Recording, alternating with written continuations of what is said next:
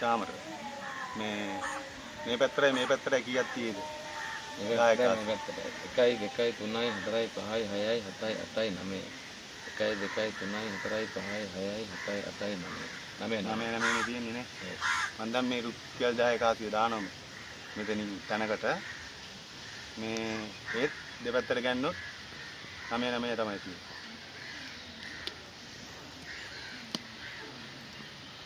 නමේ තියෙන්නේ. අපි බලමු.